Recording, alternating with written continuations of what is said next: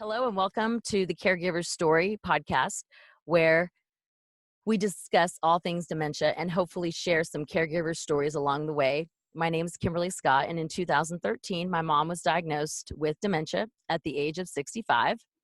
And after many years of feeling overwhelmed, I'm just now getting comfortable with saying how overwhelming this journey can be and is. In 2019, I started the Caregivers Stories podcast to let other caregivers know that they're not alone. And I wanted to give them a place that they could tell their story whenever they're ready. I also want to educate those who don't know what dementia is and what to do if a loved one is diagnosed, like I was back when my mom was diagnosed. And most importantly, I want to get people talking and having that tough conversation about the what if your loved one is diagnosed, and maybe, just maybe, break that dementia cycle. If you want to share your story, or if you have knowledge about dementia and want to be a guest on Caregiver Stories podcast, just visit ThatKimberly.com to sign up to be interviewed.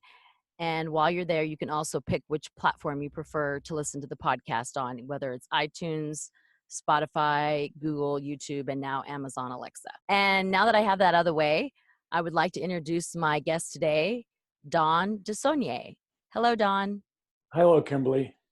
Thank you for joining me today. I appreciate you sharing your story with us. Well, I'm glad to be here and to talk about this.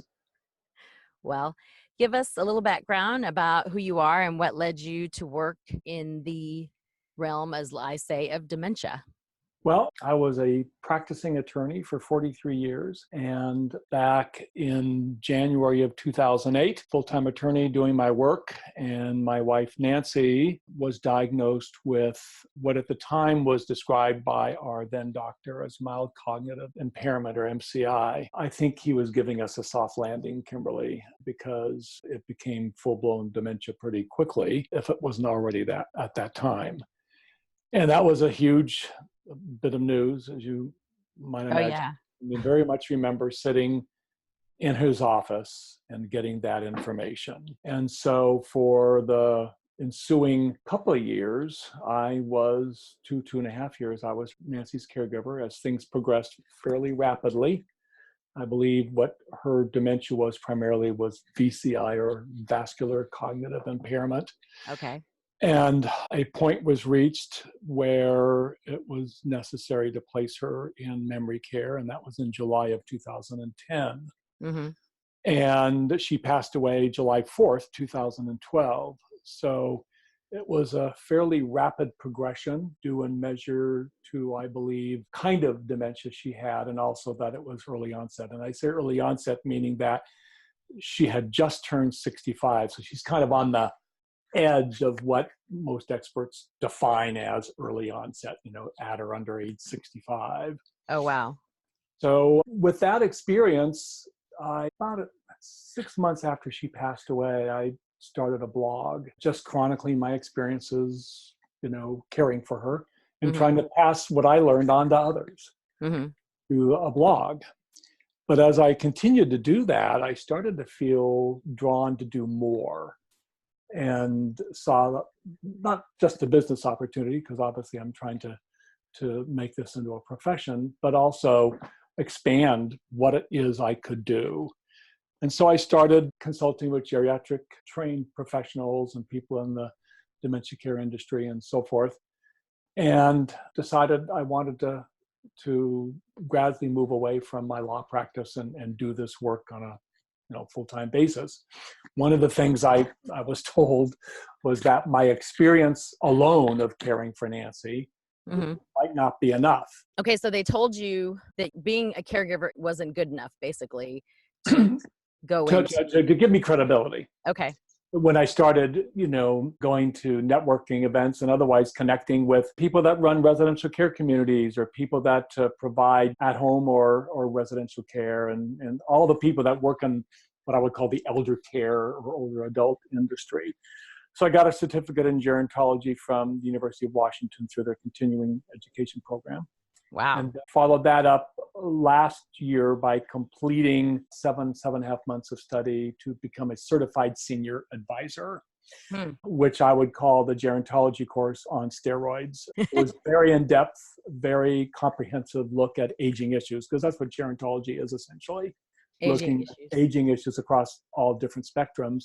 And the Certified Senior Advisor certification gave me as much as I learned and more from the Gerontology course, plus the added aspect of it being that I'm required, just as mental health professionals are and lawyers are, to get continuing education in order to maintain my certified status. So that was important for me too, because it kind of forces me, if that's the word to use, to keep my knowledge current. Yeah. So this was something that I have to ask. I learned that dementia was a symptom and not the actual disease, that there were all these other diseases, like with Alzheimer's being the largest, but the dementia is a symptom and That's another correct. For short-term memory loss, correct? Well, that's right. And a lot of people, this question comes up frequently. And that is, well, what's the difference between, Alzheimer's and dementia? Yeah. And dementia is the symptom. People are experiencing memory loss, inability to perform normal activities of daily living, like bathing, or more complex tasks like balancing your checkbook, preparing a meal. Yeah. Brushing your teeth. Brushing your teeth, that kind of thing. Yeah. And so those are symptoms. And one of my colleagues gave a good example of how to understand it is, think of dementia as this huge umbrella with a lot of branches hanging down, or a tree with a lot of branches hanging down. And all these branches represent the different diseases that can cause dementia-like symptoms. And there are two types of circumstances that could trigger memory loss or other symptoms that most people think of when they think of somebody having cognitive impairment. One would be reversible conditions. Maybe you have a concussion and that has caused a temporary memory issue. Maybe there's a medication mix-up. Oh, yes, I've heard of that. Protocol. Maybe there's an alcohol abuse issue, depression. There can be a lot of things which, when you realize, oh, these symptoms are a result of these things happening that are lifestyle issues that can be controlled, and reversed. Then once you deal with it, the situation reverses. The other kinds of things that can cause dementia are irreversible conditions, which right now is diseases such as Alzheimer's. And Alzheimer's is the largest examples. I think it's about 60% of the diseases that produce dementia symptoms is Alzheimer's. And then there are many other kinds of Alzheimer's. Vascular cognitive impairment, which was what my wife had. My mother-in-law had dementia with Lewy bodies. You can have Parkinson's-related dementia. The list goes on and on. They just discovered a new one, FTD. Frontal temporal dementia? Yes. That was on CBS, on 60 Minutes, I think it was about a month ago, I want to say. Somebody was mentioning that to me recently. Yeah. I haven't seen that one, though. That they just discovered it, and they're just a different person. They think that there's nothing wrong, and they interviewed 3 different people. It's very interesting. Yes, they did discover a new form of it, and they announced it a month ago, that after many years of studies. So, because I think frontal temporal has been around, but maybe that CBS show. Yeah. So give me some examples of some misperceptions of people with dementia. Well, it is an important thing to talk about. I think the fact that dementia, unlike cancer, is one of these diseases that people are not quite as comfortable talking about. Not that there's any rating system in terms of serious and terminal illnesses, but dementia is something that people are less familiar with. And so by that aspect of it, have a misunderstanding as to what it really is. And one of those is that, well, if somebody has dementia, then they're no longer a viable human being, or they're no longer functional, and they're less than in some respect or other. And that nothing could be farther from the truth. The important piece that I would want to share with you is that even somebody with dementia is alive and present and can be engaged with.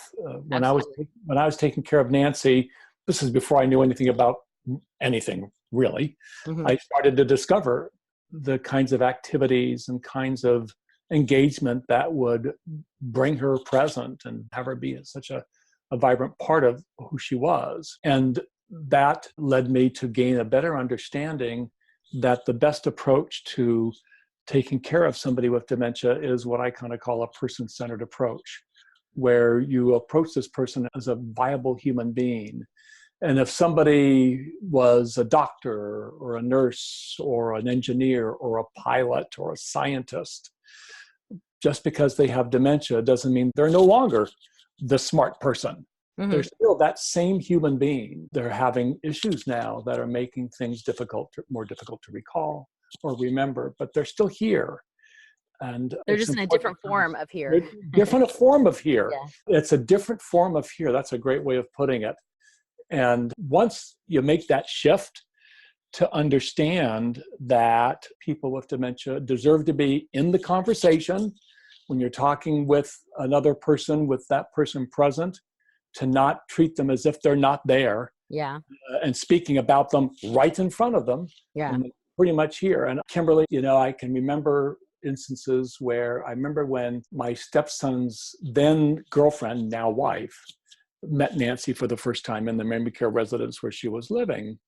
And I introduced Kit to my wife, and, this is Kit, this is Pierre's girlfriend, and et cetera, and so forth. And I just made an assumption in my head that, Nancy probably doesn't have any idea what I'm really saying or what this is really meaning or who this person really is. And so I didn't follow up very much. Well, they're engaged, they're probably going to get married. I just didn't go into that kind of conversation with her with an assumption that, she probably wasn't processing it. And I look back now and I regret that, mm-hmm. because I don't know that to be the case.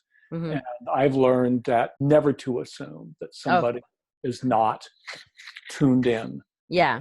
Who have talked about, Kit, and to talk excitedly about it. And who knows? Yeah. Sharing stories and exactly. I'm always shocked at what my mom does remember. Sometimes she remembers stuff and because she has no short term. But sometimes absolutely she remembers. And I'm like, okay. So I did have to get comfortable with, not talking around her and keep her in the conversation, because one, knowing that she's still of mind and body and spirit, but it kept her engaged when I started doing that and stopped, worrying about what if she gets upset. And then if she does get upset about something that I might say, then I just redirect. And I also do my best to find humor in every situation, because if you don't do that, it was frustrating for me the first 3 years when I didn't find humor in some of the hiccups that might occur, And there is humor. Yeah. There is humor. Mm-hmm. I can share many stories about funny Yeah. things that happened with Nancy that I laughed then, and she did. So it's, very true. So tell me a little bit about men as caregivers and the approach to caregiving that's different than with women. Well, I'll begin with a statistic, and depending on what you read, I'd say roughly 33% of caregivers are men. Mm-hmm. And women outlive men, and 2/3 of Americans with Alzheimer's are women. Mm-hmm. Male caregivers, and I include myself among them early on in my caring for Nancy, can tend to take a task-oriented, problem-solving, block and tackle approach to care. Yeah. Okay, I'm faced with a problem now. How am I going to fix this? And what do I do to address it? And how do I figure this out? And all that. And there's nothing wrong with that skill set, if that's the word you use. I did research. I went to my support group. I found out stuff. And all that's really, really important. Mm-hmm. But men tend to approach caregiving from a task-oriented place. Older adults, men that are caregivers, perhaps in their 80s, look at this as, this is what I signed up for. I'm the husband. She's the wife. I'm going to take care of her. It's what I'm supposed to do. Mm-hmm. And don't think in terms of, I wonder what benefits there might be in my taking a little break from this, or maybe getting support, or maybe getting some help. Nope. It's just one other thing that I need to take care of. It's what I'm supposed to do. What I try to help men understand is, and by the way, when you think of the baby boomer generation, of which I'm smack in the middle, I'll be 71 next month. Mm-hmm. Happy early birthday. Thank you. I quickly understood I need help and I need support. And that's what I pass on to men that I work with, both in my Alzheimer's support group and in my clients. You deserve a break. Mm-hmm. It is okay for you to feel grief. It's okay for you to feel loss. It's okay for you to be frustrated, to get angry at times. And you're doing the best you can with what you know now. And it's okay to get support. That is not a sign of weakness. It's, in effect, a sign of strength to be able to reach out to others and get the support you need. The other piece that I think is pretty typical for men is men, for the most part, like order and things to be a certain way. And I can remember when I was told, make sure you engage your wife to do things, even if it's not perfect, to engage her in some fashion. So emptying the dishwasher, I would help her empty the dishwasher. She would help me, and we'd have the cabinet open and you'd see the space where things go. Mm-hmm. And obviously the plates go here and the glasses go here and the coffee cups go here and the wine glasses go here. And that's what we call order. But she couldn't see that space. There's a spatial aphasia, I think might be the term to use, where she really can't see that space as I see it. So things could go anywhere, and it matters not where they go. Yeah. At all. And what I try to help people, especially the men, understand is let it go. It is not important. Although I joke with them, I say, well, there was one area where I did try to exert a little control. And that was when it was time to put the silverware away. I just didn't want a huge pile of knife, forks, and spoons scattered throughout the utensil drawer. So I would grab a handful of spoons and point to the area where the spoons go and say to Nancy, how about putting them right there? That's a good place for them. Yeah. But other than that, I learned to let it go. And half the battle for men is to let it go, to not be worried if they're asking repetitive questions. Yeah. That if they make you angry, even though in your head, you know that it's the disease, it's okay to be frustrated. We're all human beings. Yeah. To just help them let it go. And that's the joy I experience in caring and supporting my men in my support group, is being able to help them understand that. Yeah. It was a lot. For me, letting things go was huge, just because I'm an alpha female. I get that from my mom. So being okay with it not being perfect, and being okay with getting everything done, just slowing down to take one thing at a time, whatever might come my way, and explaining to others that, hey, close friends, because she's still very social. I do know that, like, the doctor specifically said that her physical activity was very important. And then another counselor at one of the support group I did find said, because her brain is having to tell her body this left side should go to this right, and this arm should hit the ball over here. It's exercising her brain on top of exercising her body. So that was very important. So I make sure that her teammates that have known her the longest, they're all about her age, if not older. And it's not super competitive, except for once a year they go to a big tournament, but they're all understand that they have to keep score for her. They watch out over her. They make sure, like if she goes off to the bathroom, somebody follows her if I'm not there.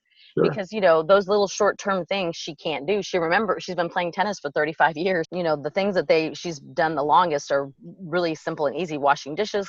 She doesn't let anybody touch her dishes, And there's a lot of muscle memory involved. Yeah, absolutely. That's just true. It is. So what you're bringing up brings up an important aspect of person-centered care and also the way things are today that I want to talk about, if it's okay. Yeah. When Nancy was diagnosed, and all through her dementia, before she had reached a point where she probably couldn't engage in outside programs, there really weren't anything out there that she could connect with. Mm-hmm. That were daytime, what they sometimes refer to as adult daycare. Okay. Or daytime enrichment programs, where they can interact, do activities, be engaged, and so forth. Now there's a boatload of those kinds of programs. There's a lot around the Seattle area where I live. There's early stage memory loss programs. There's an organization called Old Friends Club that provides daytime enrichment programs for those with dementia. And then, of course, the caregivers get respite. There's Alzheimer's cafes all over the country. Okay. Where caregivers and the persons with dementia congregate and just socialize. Just be themselves in an environment where the people with dementia can talk to each other and the caregivers can share stories with each other. And it's just a really collective the wonderful, engaging experience. There's a website, dementiaseattle.org, which is literally an online calendar of myriad events and activities. And the point of all this, saying all this, is that recognition that somebody with dementia are still present and are able to do things. They can get up on stage and sing. People suddenly realize they've got an artistic bend to them that they maybe didn't know they had before, and that I've experienced in my work here. So those are all positive things. They are. And repeat the last website, Dementia Seattle, you said? Like the word moment with an IA after it. Okay, dementiaseattle.org. Okay. And that is literally an online calendar of all the different activities, events, things going on. We have a local museum called the Fry Museum that provides programs, tours, and art stuff for people with dementia. It's meant to expand their horizons of living so that they're not isolated. Yes. That, as I often say to people, yes, this may be irreversible and there may be a death down the road, but you have a choice. You can approach this as a maintenance/death march process, or you can take it as an opportunity to shift gears. And with Nancy, that's what I experienced over time. It resulted, so here we are, we're married, we're living our life. She's starting to show symptoms of cognitive impairment. Bam, she's diagnosed with dementia. Suddenly there's this pivot. And now I'm facing into a whole new reality. And over time, it changed our relationship. Yeah. But no marriage is perfect. We all had it. We had our ups and downs like everybody does. Look at you double locked your door. And I'm suddenly facing into Nancy having this illness. Well, I experienced a significant pivot and I was all in. And what I noticed over time is that our relationship changed. I developed more empathy than I had before. I got out of myself more and turns into what she needed. Became more tuned in to things that could make her happy. It was just what being in the moment. Being in the moment. Yeah, I have had those conversations with my stepdad and my nieces and nephews, my brother and my sister-in-law. Just be in the moment with her, enjoy the time we have with her. So I get what you're trying to say, that you just really got in tuned. It does take some time. It's not like immediate. The pivot No, it's not. Like a curve. And then there are days when it's harder than others. It's harder and you get angry and you get frustrated. But it also gives you an opening to also appreciate the humor involved. Nancy taking clothes out of the washing machine, and as she's putting them in the dryer, she yells out, "These clothes are all wet." And I laughed and said, "Yes, but you know what's going to be magical? You're going to throw them in the dryer and they're going to come out dry. It's just an incredible experience." So that kind of thing. Yeah, absolutely. I get that very much so. What would you tell other men who are listening? Because I think that's the point you brought up about, being married and then you having to pivot. I know how it's hard just from a mother-daughter standpoint. I can't even fathom from a, husband-wife standpoint. What would you tell other men that are thrust into this same situation to get them feeling more comfortable as being a caregiver?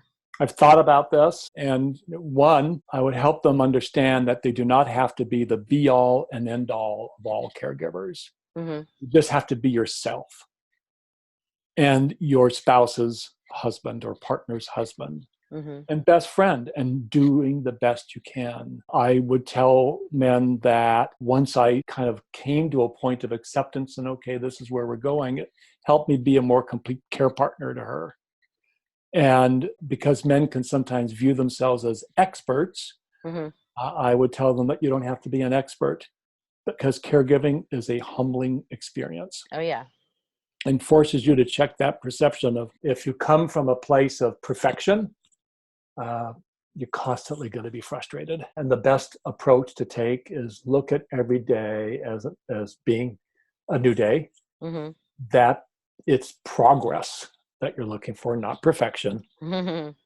And check that thought at the door. And it's okay not to know all the answers and to have everything figured out, because we're only human and you can only do the best you can. Yeah. And then all these other pieces about, God, why can't you do this or do that? Or, gosh, I wish I hadn't gotten angry at her yesterday. And that shame and regret. Even to this day, Kimberly, I can remember it was probably 9 or 10 years ago when I remember yelling at her once. It was late at night. We were getting ready to go to bed after a full day of whatever I did at work and caregiving and all that business. And I don't know what happened, but I got mad and I kind of got in her face. Mm-hmm. And I yelled at her for what I can't even remember what the issue was. And she flinched, and I immediately felt this regret and shame and, and all that, and realized, I can let that go. I was doing the best I could. Yeah. So all these worries and anxieties and fear of getting help and support, I would just tell them to let that go. Just let it go. Yeah. And go seek support and know that you're not perfect and it's okay to ask for help. I constantly remind people that I come across that just are getting diagnosed to find a support group. If you haven't found one, keep looking, talk to others, your friends, and don't feel bad about taking care of yourself so that you can take care of your loved one. You have to be healthy and you have to take a break, and you're not going to have all the answers, to be able to take care of your loved one. Well, that's exactly right. Yeah.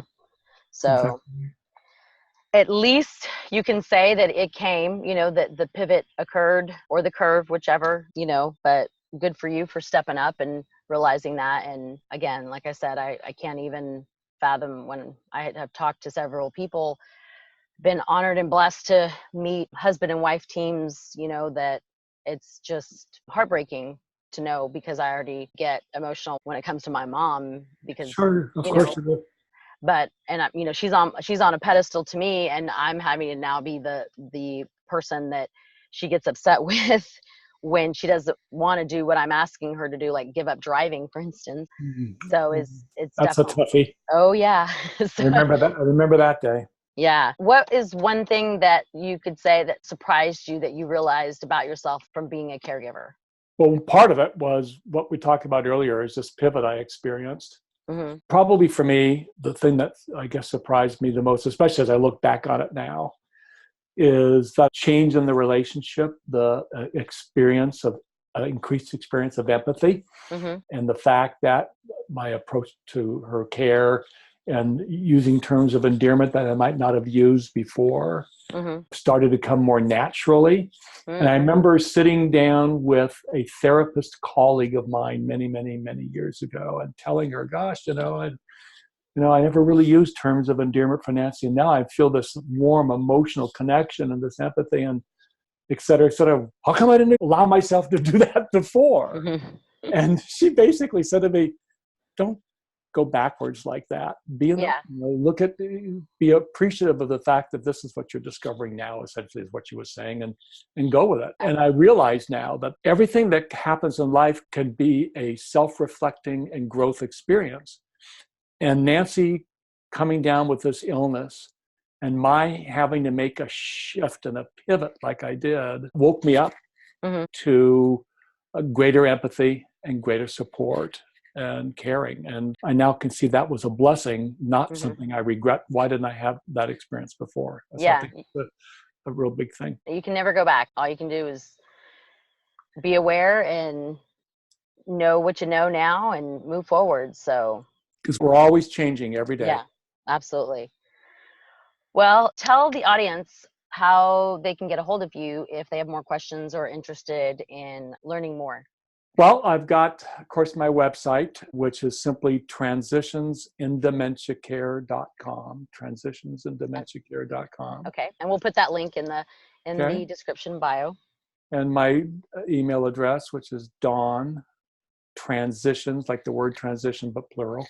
Okay. Don Transitions, and then the number 2. Okay. @gmail.com. Okay. And of course, my phone, 206-779-1634. And you're also on LinkedIn. I'm also on LinkedIn. Yeah. Awesome. Well, thank you, Don, again. I really appreciate you joining me today and sharing your story, yours and Nancy's story. I appreciate being here. It always is fulfilling for me to be able to share my experience and my strengths and challenges with others so that they can learn and be okay with what they're doing. Awesome. I truly appreciate your time. I am super grateful that you were open to this because it is, I know, very helpful. I learned stuff today, so I know I'm hopeful that the listeners also learned and benefited from it as well. So until next week, remember, sharing is caring, and to the caregivers listening, in the words of Dottie Gandy, you have my undying love, gratitude, and admiration. And to those that have not had that conversation with your family about dementia, please start talking about the what if something happens, and if they can no longer take care of themselves, then what? Just, do you have a plan? And what is it? Just start talking, folks. Thanks again, Don. I appreciate it. Thanks, Kimberly.